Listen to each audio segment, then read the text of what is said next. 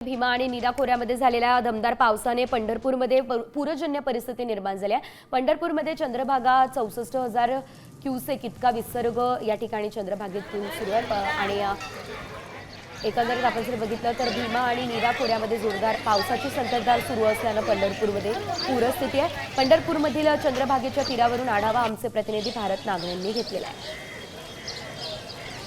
भीमा आणि नीरा खोऱ्यामध्ये मोठ्या प्रमाणात पाऊस सुरू असल्याने नीरा आणि उजनीतून मोठ्या प्रमाणातून भीमा नदी पात्रामध्ये पाणी सोडण्यात आलेलं आहे।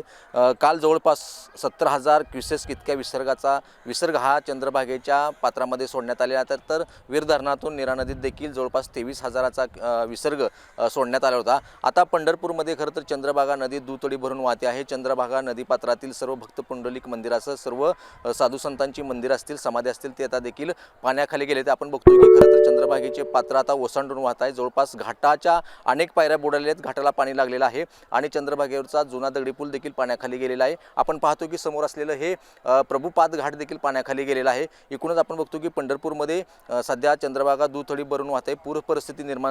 पूरस्थिती सध्या आपल्याला पाहायला मिळते। आता तर खरं तर पंढरपूरमध्ये चंद्रभागा ही जवळपास 64,000 क्युसेक्स इतक्या विसर्गाने चंद्रभागा प्रभावित झालेली आहे।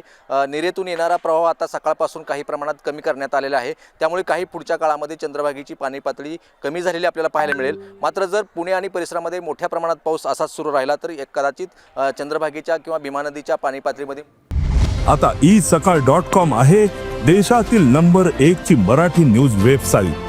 प्रत्येक अपडेटसाठी isakal.com ला नक्की भेट द्या।